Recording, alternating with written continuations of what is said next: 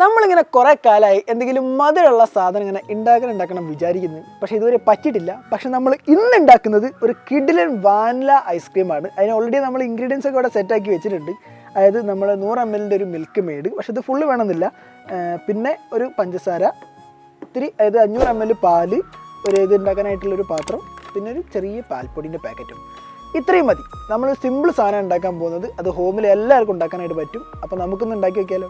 അപ്പോൾ നമ്മൾ ആദ്യത്തെ സ്റ്റെപ്പ് എന്ന് പറയുന്നത് ഇത്തിരി പഞ്ചസാര ഇടുകയാണ്. ഞാൻ ഏകദേശം ഒരു നമ്മളെ മധുരത്തിനനുസരിച്ചിട്ട് ഓരോരുത്തർക്ക്, ഞങ്ങൾക്ക് ഓവർ മധുരം വേണ്ട ആവശ്യമില്ല, അതുകൊണ്ട് 2 സ്പൂൺ ഇടുകയാണ്. കൂടാതെ നമ്മൾ മിൽക്ക് മെയ്ഡും കൂടെ യൂസ് ചെയ്യുന്നുണ്ട്, അതുകൊണ്ട് നമ്മൾ അധികം അത് യൂസ് ചെയ്യുന്നില്ല.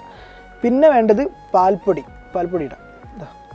ഈ ഒരു 10 രൂപയുടെ പാക്കറ്റ് നമുക്ക് കംപ്ലീറ്റ് ആയിട്ട് ഇട്ട് കൊടുക്കാം. അതൊക്കെ നമുക്ക് പാൽപ്പൊടി മാത്രമല്ല അരിപ്പൊടിയും കൂടെ ഓപ്ഷൻ ആട്ടോ, അരിപ്പൊടിയും കൂടെ ഇടാൻ പറ്റും.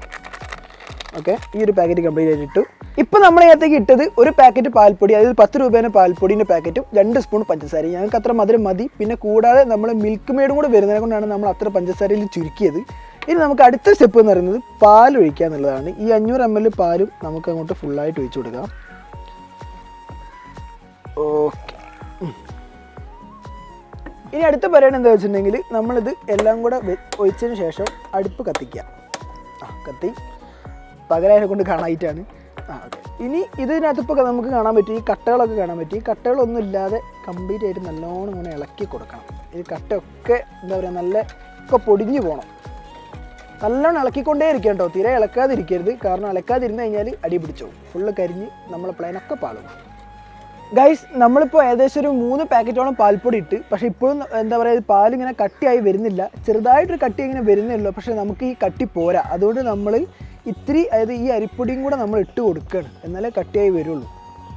നമ്മളിപ്പോൾ ഇതാ 1 സ്പൂണും കൂടെ അരിപ്പൊടിനകത്തേക്ക് ഇട്ട് കൊടുക്കുകയാണ്, അല്ല ഒരു അരയും കൂടി ഇട്ട് കൊടുക്കാം. ഇനി നല്ലോണം ഇളക്കി കൊടുക്കാം. ഇങ്ങനെ പൊടിയൊന്നും പാടില്ല കേട്ടോ, നല്ലോണം. ഇപ്പോൾ ഏകദേശം നമ്മൾ കട്ടിയായി വരുന്നുണ്ട്. ഇതാ കണ്ടില്ലേ, ഇത് ഇട്ടപ്പോഴത്തേക്കും അത്യാവശ്യം നല്ല കട്ടിയായി. ഗൈസ്, ഇപ്പോൾ നോക്കിയാൽ നല്ല രീതിയിൽ തന്നെ കട്ടിയായി വന്നിട്ടുണ്ട്. നമുക്ക് ആദ്യം ട്രൈ ചെയ്യുന്നതിനെ കൊണ്ടാണ് ഇങ്ങനത്തെ ഒരു മിസ്റ്റേക്ക് പറ്റിയത്. ഇപ്പോൾ നമ്മളിപ്പോൾ ടേസ്റ്റ് ചെയ്ത് നോക്കിയ സമയത്ത് മധുരം കുറവാണ്. നമ്മൾ അത്യാവശ്യം 3 പാക്കറ്റ് പാൽപ്പൊടി ഇട്ടിട്ടും 2 സ്പൂൺ പഞ്ചസാര ഇട്ടിട്ടും മധുരം കറക്റ്റായിട്ടില്ല. അവിടെ നമ്മൾ ബാക്കിയുള്ള ഈ മിൽക്ക് മെയ്ഡും കൂടെ ഇങ്ങോട്ട് ഒഴിച്ച് കൊടുക്കുകയാണ്. മുഴുവൻ ഒഴിക്കേണ്ട, ഒരു ഇത്തിരി ഒഴിച്ചെടുത്താൽ മതി. ഓക്കെ, ഇത്തിരി മീൻസ് ഒരു 3 സ്പൂണൊക്കെ ഒഴിച്ച് കൊടുക്കുക.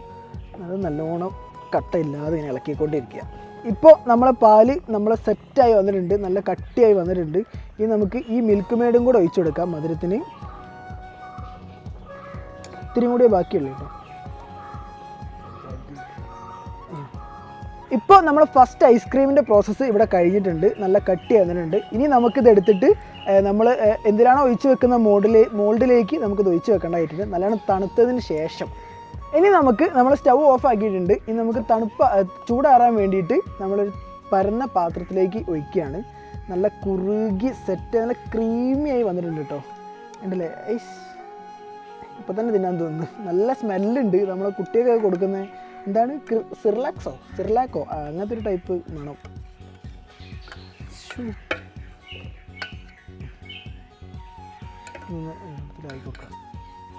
നമുക്ക് ഇതൊന്ന് പരത്തിയെടുക്കാം. അത്രയും നല്ല കട്ടി കഴിഞ്ഞിട്ടോ.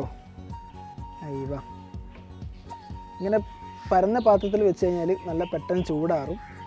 ഇനി നമുക്കിത് ചൂടാറാൻ വേണ്ടി കുറച്ചേരം വെയിറ്റ് ചെയ്യാം. നമ്മുടെ ഐസ്ക്രീമിൻ്റെ ബേസ് അവിടെ നല്ല പുഡിങ് പോലെ ആയിട്ടുണ്ട്. എന്താ പറയുക, തൊട്ടാൽ കൈമലാവും, പക്ഷേ തൊട്ടാൽ കൈമലാവുന്നില്ല, ഉണ്ടല്ലേ, അത്രയും നമ്മളെ പുഡിങ്ങിന് പോലെ ആയിട്ടുണ്ട്. ഇനി നമുക്ക് അടുത്ത സ്റ്റെപ്പ് എന്താ വെച്ചിട്ടുണ്ടെങ്കിൽ ഇതേപോലത്തെ ഒരു മിക്സിയുടെ ജാറിലിട്ടിട്ട് നല്ലോണം അടിച്ചെടുക്കണം. ഇതേപോലെ ഇതൊക്കെ ഇങ്ങനെ ഐസ്, ഇപ്പം തന്നെ ഒരു ഐസ്ക്രീം പോലെ തന്നെ ആയി. ഇത്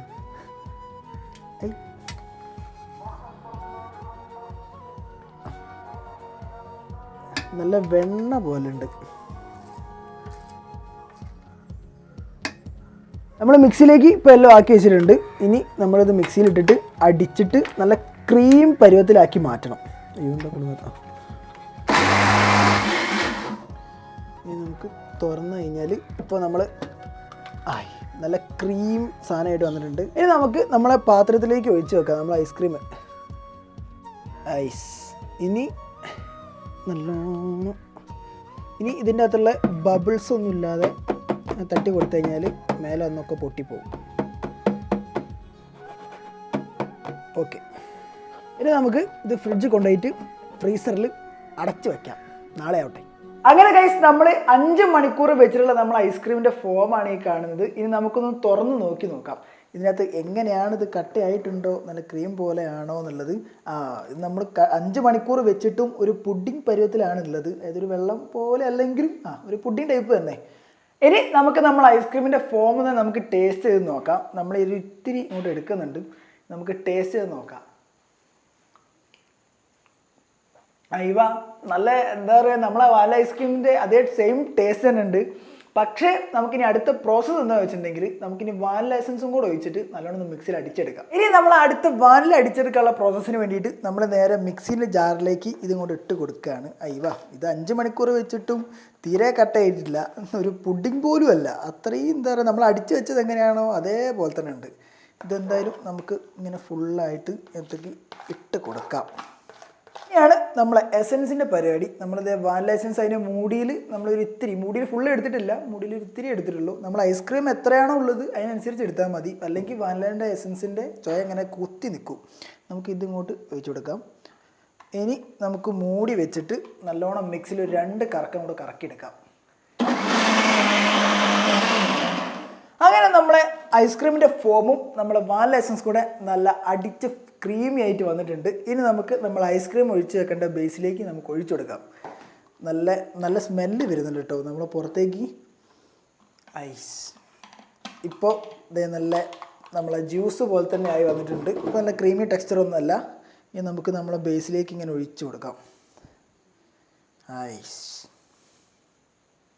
അപ്പോൾ നമ്മൾ അടിച്ചു വെച്ച് നമ്മൾ ഐസ്ക്രീമിൻ്റെ ബേസിൻ്റെ അകത്തേക്ക് നമ്മൾ വാനില എസൻസും കൂടി ചേർത്ത് മിക്സ് ആക്കി വെച്ചിട്ടുണ്ടായിരുന്നു. ഇനി നമുക്ക് ജസ്റ്റ് ഒന്ന് ടേസ്റ്റ് ചെയ്ത് നോക്കാം. എന്തൊക്കെ ടേസ്റ്റ് വ്യത്യാസം ഉണ്ടോ എന്ന് നമുക്കറിയാലോ. ഇപ്പോഴാണ് കറക്റ്റ് നമ്മളെ വാനില ഐസ്ക്രീംസിൻ്റെ സെയിം ടേസ്റ്റ് വന്നത്. ഇനി നമുക്ക് ഒരു 8 മണിക്കൂർ ഫ്രീസറിൽ കയറ്റി നാളെ എടുക്കാം. അങ്ങനെ 8 മണിക്കൂർ നമ്മൾ ഫ്രീസറിൽ വെച്ച് നല്ല തണുപ്പിച്ചെടുത്തിരിക്കുന്ന ഐസ്ക്രീമാണ് നമ്മളെ കയ്യിലുള്ളത്. നമുക്കിനി ഒന്ന് ടേസ്റ്റ് ചെയ്ത് നോക്കിയാലോ. നമ്മളിത് ടേസ്റ്റ് ചെയ്യാൻ വേണ്ടി പോവുകയാണ്. ഇത് തുറന്നു, മൂടി തൽക്കാലത്ത് ഇവിടെ വെക്കട്ടെ. ഇപ്പം നല്ല രീതിയിൽ തന്നെ എന്താ പറയുക, പുഡിംഗ് അല്ല, നല്ല ക്രീമി പരുവത്തിൽ തന്നെ നിൽക്കുന്നുണ്ട്. നമുക്കിനി എടുത്തിട്ട് ടേസ്റ്റ് ചെയ്ത് നോക്കാം. നമ്മളിത് ഇങ്ങനെ കോരി എടുക്കുന്നുണ്ട്. നമ്മൾ കറക്റ്റ് ഇപ്പോൾ ഐസ്ക്രീം പരുവത്തിലായി. നമുക്കിത് ടേസ്റ്റ് ചെയ്ത് നോക്കിയാലോ.